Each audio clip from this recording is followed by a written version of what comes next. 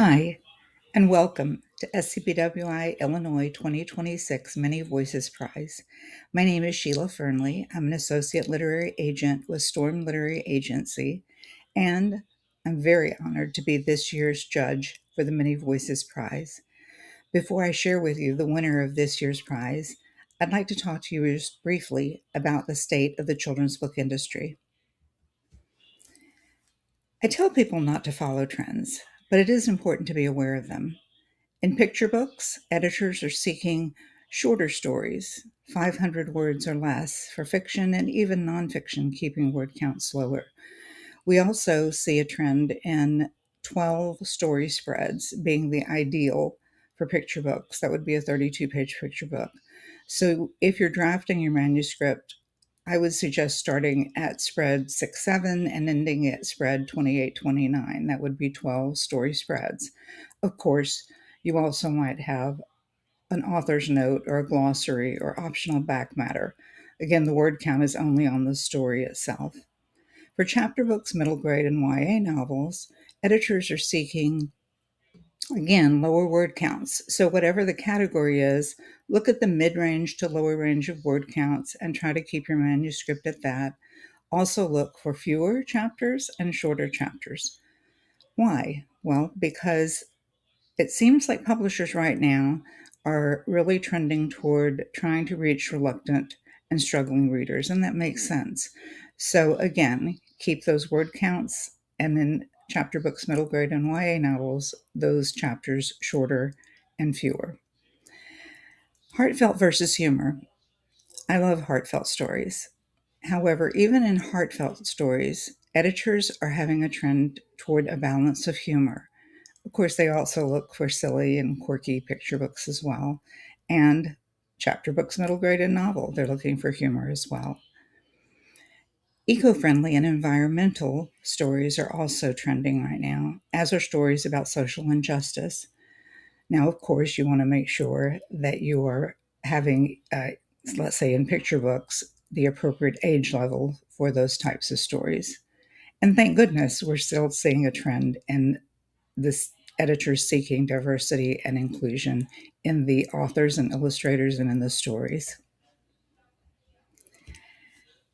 Every year, the Comprehensive Children's Book Center out of the School of Education, the University of Wisconsin-Madison, reviews thousands of children's stories, and they actually look at statistics on who those authors are and illustrators are and the content and characters of those stories.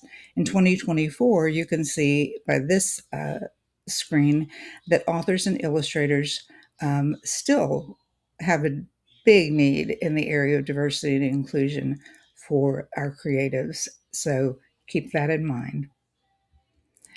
Why diverse and inclusive stories? Well, they help develop empathy, cultural awareness, global appreciation, and understanding.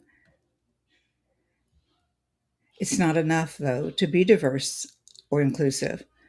The story must always come first. A diverse and inclusive author or an illustrator has the responsibility to our readers to create stellar stories. Openings are extremely important. They should grab the reader's attention, make them wonder, and compel them to dive into the story. Of course, the story also has to deliver. And we must create stories with fresh perspectives, stories that stand out in the market, like Slow Down Shoshi, It's Shabbat in Uganda. This book is a celebration of Uganda's Jewish community, the multi-layers of the Uganda's coffee harvest and Shabbat, and the two are tied together by the common theme of patience. It's a wonderful example of weaving two cultures into one amazing story. We must also create stories with universal messages like Where They Gather. This story is a lyrical picture book that spans one family's story of persistence over generations, from a newly freed Black couple who plant a pecan tree to present day, reminding us that each of us have rich stories that should be remembered, celebrated, and shared. And you never know who you're going to touch when you write a story. I was fortunate enough and honored to be able to attend the book launch for Teresa Rodriguez's Where They Gather. And as she read the story, I remembered my childhood. We grew up in a neighborhood that used to be a pecan orchard, and so every house had a pecan tree in the front yard and a pecan tree in the backyard.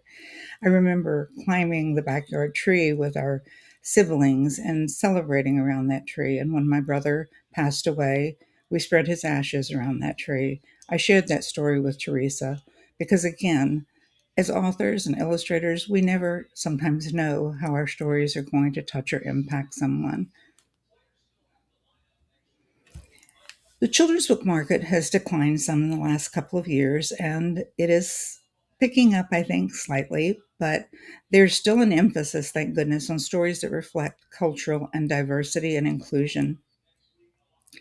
Let us continue to create amazing self published and traditional stories that are diverse and inclusive.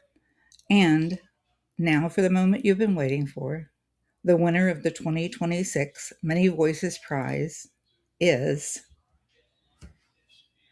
Gauri Dalvi Panja for Indian Hindu picture book First Feast. Congratulations, Gauri. An amazing story. And you will be receiving a complete SCBWI gold form critique. You will also receive your manuscript back with comments and suggestions, and a suggested formatted manuscript with suggestions. Those suggestions, if you love them, are yours. No credit due. Or you might use them just simply as inspiration or a teaching moment. And if nothing else, you can disregard them if they don't connect with you. You'll also be receiving two video Zoom meetings with me and an opportunity to have a special invite to submit a manuscript to me. It can be this manuscript or it can be a different story if you like. So, again, congratulations. And this year, we also have an honorable mention. Cheryl Simon for her Jewish picture book, Braided with Love. Congratulations, Cheryl.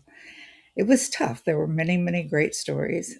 Cheryl, you will receive uh, the gold form, the SCBWI gold form critique, as well as your manuscript with comments and suggestions, and a suggested formatted manuscript with, again, those suggestions can be yours if you like them, no credit due, or again, use them as inspiration or disregard them if for some reason they don't resonate with you. You'll also be receiving a special invite to submit a query to me as well. Congratulations to both of you. Amazing, amazing stories. And I want to thank all the amazing children's book authors who submitted a manuscript this year. May you continue to carry the torch of diversity and inclusion in children's literature. Thank you so much, and I wish you all the best. Goodbye.